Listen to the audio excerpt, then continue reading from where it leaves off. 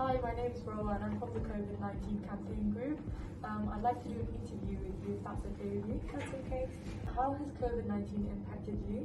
Well, COVID-19 has had a big mental impact on me in regards to the fact that before the pandemic, you can go out whenever you want, you can see your friends, you can do what you like basically. But during the pandemic, we were obviously confined to a lockdown and it made going out difficult. Like, we weren't allowed to go out firstly, so it really did affect relationships with other people because even our relationships aren't the same. Like, you can communicate with people over the phone, but it's not the same with communicating with people face to face. And even now, I feel like it's had that drastic effect on everyone. Like, communication isn't the same even when it's face to face after that whole long period of time being confined to being indoors. What do you find most challenging about the COVID-19 pandemic? Personally, I feel like as a student, time management.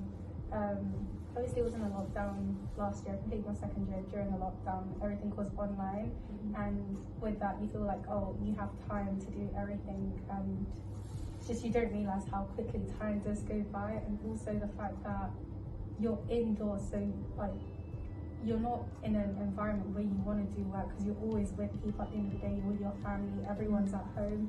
So it just makes everything 10 times more difficult for you to concentrate and do work when you want to do work. So just managing your time was like really difficult. So leading on from that, what would you like to see more from COVID-19 campaigns?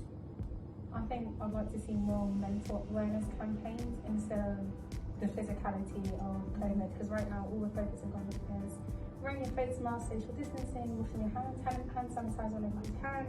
But what about how has this impacted you? What would you like for us to do in order to improve your mental awareness? Because I don't think people realise that people actually do have mental disabilities, or COVID has brought about something in regards to your mentality. And it's just like all the stuff we're doing in place right now to try and reduce COVID.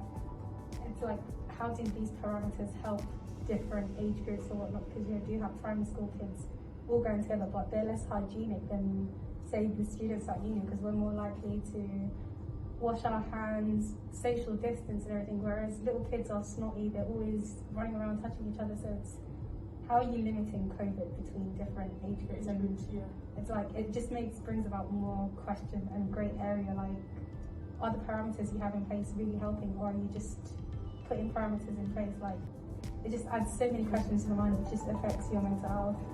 So more clarification on, how the guidelines affect like each person, with different age groups, and also more like signposting in terms of mental health. In terms of mental health, yeah, supporting people's mental health, like how they coping, what would they like see improvements in, how would they like cope, what do they think would be best for like COVID management? Because right now it's just obviously all the professionals and whatnot they're thinking, but I feel like the public opinion also does matter. Yeah, of course. No, that makes sense. Thank you so much for doing this interview. That's okay, you're welcome.